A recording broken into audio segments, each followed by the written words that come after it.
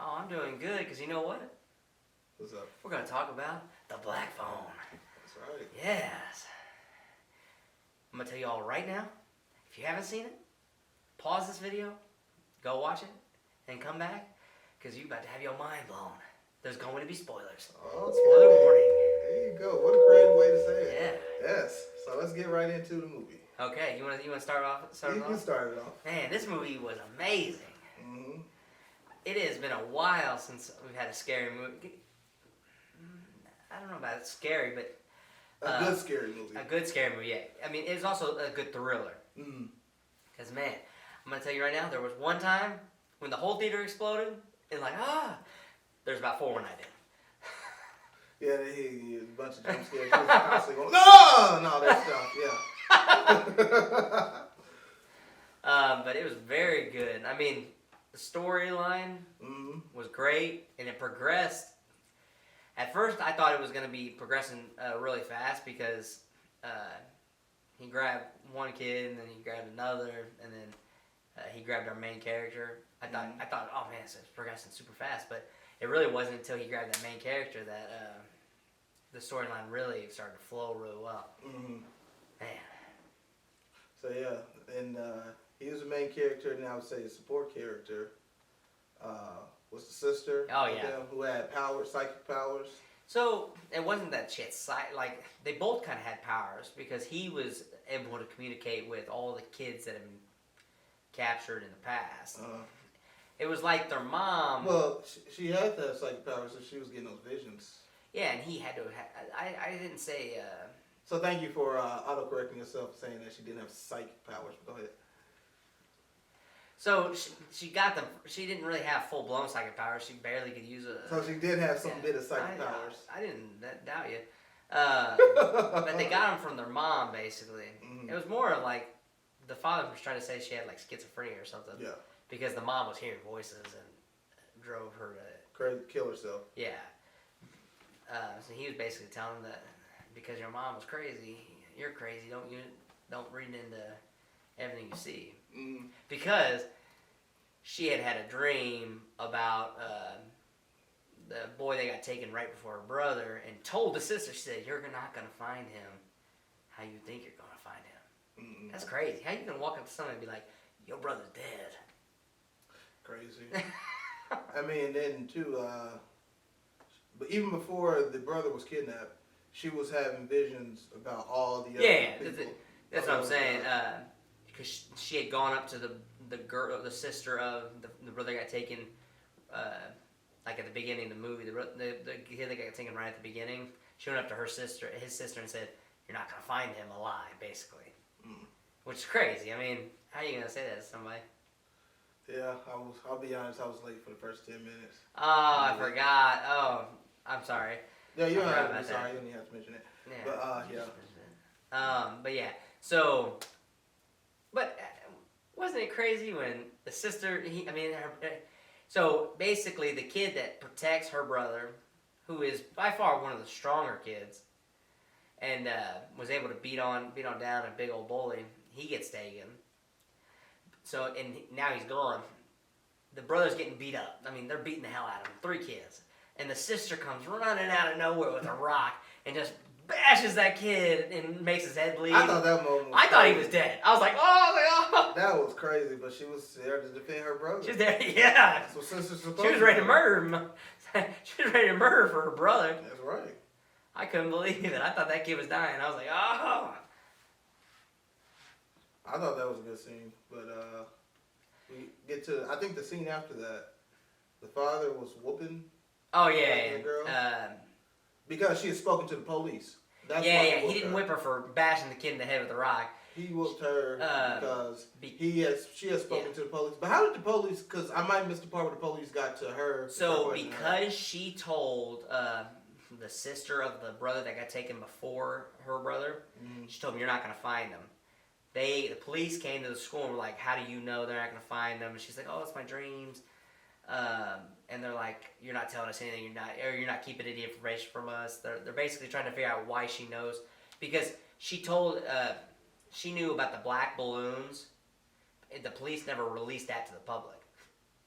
Honestly, the scene, I know I'm jumping ahead, but the scene with the black balloons, he goes, oh, there's black balloons in there. And then he grabs them right Yeah. now. Yeah. But yeah, back to the But scene. yeah, so they never released that there was black, because every time he takes a kid, he dumps black balloons out. And so they never released that. And she told somebody that, told the sister that or something, or she told, I can't remember how the cops knew she knew. He, van pulls over. Now, some dude got out of a van looking as white as a ghost as he did. I'm walking the other way, because he looked dead. And he dumps all his groceries right there. Classic way to get somebody to stop. And he goes, you want to see a magic trick? Opens up the bag. He says, those black balloons? And he grabs them. And he hits him with that spray to knock him out. But before he can do that, the kid uses his rocket ship to just do damage to his arm. And made a big old gash in it. There also was a flashlight and a pen. So then, he's in the basement. He's got him in a soundproof basement. And he's got that mask on. It's like a devil mask. What do you think? What would you call it? Would you call it devil mask? But it's full. It's a full devil mask. And we don't see... We see the devil mask change throughout the movie. Well, the only changes is if you just wear half of it at one point and half of it on the other. Yeah, but he changed it because I think he's got multiple personality disorder.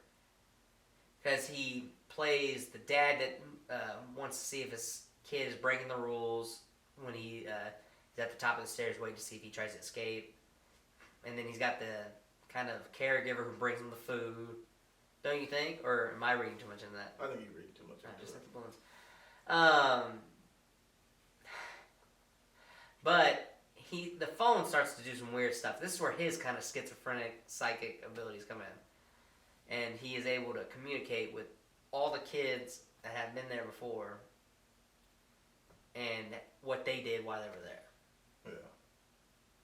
So yeah, it aids him as far as getting, his plan to escape and also his plan of combat of fighting the guy, which was actually pretty interesting. Yeah. That's weaved in story.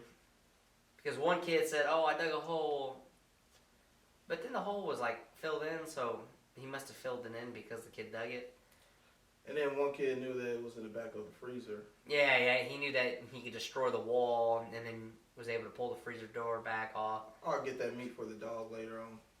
Yeah, so everything kind of coincidentally helped him win in the end. Because all the kids did something different to try to escape, but when he put them all together, it was a perfect combination of getting out alive. And then his brother, we didn't even talk about it. We haven't even talked about that yet. So his brother, the kidnapper's brother, was at his house, and he was full blown in the story, but he was doing cocaine, so the cops don't want to believe his story. But he knew that the guy had to be in that neighborhood, had to have a vehicle to transport, had to have a garage. He was all over it. Ironic. It's poetic. Oh, His brother's the kidnapper, and he's all over the story. And he's trying to figure out the story. Trying to figure out who the kidnapper is. And he was snorting coke, and the cop caught him with the coke on the table. Yeah. Like, Yeah. God damn. He said, you might want to calm down. You might want to clean up before your brother comes back home. God. Which I didn't get. I didn't get that part. He said my brother's out of town. Did his brother tell him to tell the cops that he was gone? Because he knew his brother was there. I don't know. That's a little plot hole I just figured out by talking about it. You gonna call the studio and be like, hey, I'm gonna have to call him. Hey, what's up? What's up with that? Shyamalan twist. God. But I want to jump a little bit to the end because his brother knew something was going wrong, or knew something was weird, and he figured out that, you know what, my brother doesn't want me to go into the basement, or doesn't want me going over there. So what does he do? Goes downstairs, opens the door, and finds him. He's like, oh, I knew it. I knew he didn't want me to go down here. The door, and I love this scene because the door is half shut. You only see the brother. The door creaks open. Boom! Axe right to the head. I mean, He you kinda killed knew- his brother. I mean, you kind of knew that was gonna happen if he was gonna go downstairs if he. Oh yeah, you knew that was gonna happen, but I didn't think he was gonna take an axe to the face. Mm. So they had two houses because he was burying the kids' bodies in another house. Yeah, And that's the house that the sister had the vision to go. yeah, that's the house that the sister was getting visions of, Mhm. but it also was right across the street from the house that he was in. How convenient. It was also very convenient that he was able to escape, and like he got out. He was free. You didn't run up to any house. You stayed on the street. You didn't yell, hell. I might have yelled, but you let the dude capture you again? I mean, look how long it took for somebody to come outside. Even when they turned the lights on, it took them like another minute just to walk out. Yeah, but When they if you walked would have out. ran up to the house, beating on the door, I hate that about some movies. He hates movie logic. No, he wants movie logic. Is what you're saying. No, I want regular logic in movies. I mean, Movie logic. movie logic. That's what I'm saying. You can't have too much movie logic. If you put logic in movies, it becomes movie logic. And if it's too much logic in it, you don't have a story. There you go. Yeah, I agree with you on that. I know I play that card all the time about movie logic, but dang, this man's always. Why didn't they just conveniently do this and that? It wouldn't have. It made sense to the story.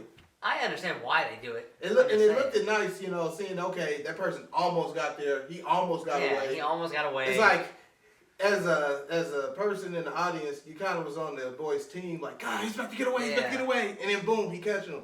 Like when he figured out the numbers was convenient. He figured out the numbers on the lock.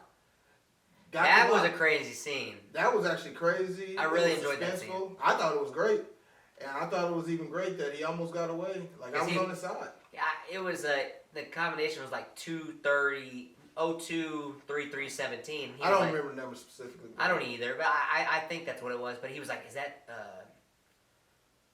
or it was I can't remember what it was." But I he know was what like, you're saying. Is it he was a like, he single had to number or try a double every digit? single combination until he was able to actually find the right one. Yeah. And the suspense of him sitting there trying to, and then he's sleeping right there, waiting to beat him with that belt that he had. When he woke up in the kitchen, he was just. No shirt on with the belt, sleeping. I mean, and that's when he had the bottom half on. That move was crazy. And so he's talking on the phone rings. They both can hear it. Apparently, when the kidnapper picks the phone up, he can't hear nothing. Mm. But when our kid picks the phone up, he can hear the voice of whoever's on the other end talking to him. So the kid that played baseball, he was like, "I dug the hole, but I wasn't able to dig all the way out. So you should go over there and dig a hole like that." So he starts digging the hole. He gets in there, and it's probably 5-6 foot hole that he winds up digging. The kid that was a fighter, he was like, "You need a weapon. So take the phone, pack it with dirt, sit back, swing. Sit back, swing." There was the kid that was floating, who couldn't really talk. Like, that was one of the times I freaked out. Because they panned to the corner. This kid's just floating like the Exorcist in the middle of the corner. And he was like, "There's a tube on the ground. You pull it out and then you use it and hook the grate preventing you from getting out and take it off." And all these combination of things led him to be able to successfully escape. Yeah, that's true. Like I said, that was very interesting. The twist of the movie where the dead kids, they helped them. I thought the movie was great. Now, there was the line of blood on the wall. That was a callback to Sinister, the movie. But the only reason I'm saying this is because the director of Sinister and it was like the actor or whatever. But there was a clear link to Sinister. But I just wanted to say that. But then, so towards right at the end, he brings his dog down to prevent him from running out. He gets him to run over to the side. He falls in the hole, or he hits him with the phone, first of all. He cracks him right with that phone. And then he jumps over the hole. he falls in the hole and just destroys his ankle.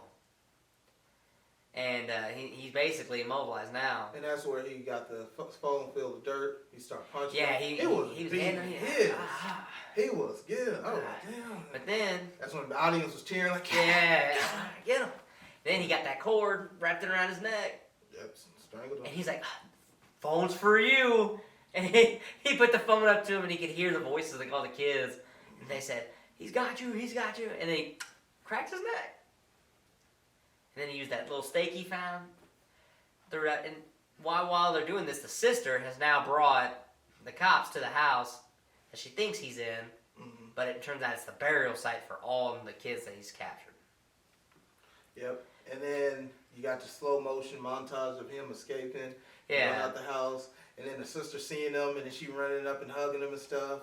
I thought that was a great ending. And then the father, he says that he saw both of his kids and stuff after they found. I thought the movie was great. That was a nice ending. Amazing. Gosh. But before we go to ratings, we got any good movies coming up? Oh, yes we do. You know what? Everybody, check this out. We have Minions, The Rise of Gru in theaters, where we find a 12-year-old Gru who wants to become the greatest supervillain in the world. We have Paws of Fury, where we see a pup down on his luck in a village full of cats, who he has to become the world's greatest samurai to defeat the villain who's trying to destroy the town. Then we have Gone in the Night. Basically, a couple goes to a cabin. Oh my god, it's double booked. We have two couples there. All of a sudden, her boyfriend runs away with his girlfriend. What the hell's going on here? Then we have Thor, Love and Thunder, with a 93% right now on Rotten Tomatoes. Where we find Thor trying to find himself. And then all of a sudden, you have Natalie Portman, who returns as the Mighty Thor. Check him out. All right. Thank you, Frank. Yeah. All right, let's go ahead and head into ratings. You start us off. I'm going to start us off with a 10 out of 10. Go see it. Amazing movie from start to finish. We haven't had a good scary movie like this in a while. Yeah. For me, I'm going to give it a 9. For me, it was more suspenseful than scary. Because you just knew that the main guy was more psycho than anything. So yeah, definitely a suspenseful movie. Had me on the edge of my seat. Definitely enjoyed it. It is a must see if you ask me. All right. Well, we'd like to thank you for joining us on another episode of Fan Style Reviews. I'd like to remind you that my name is Jamel. I'm Frank. We're going to see you on the next one.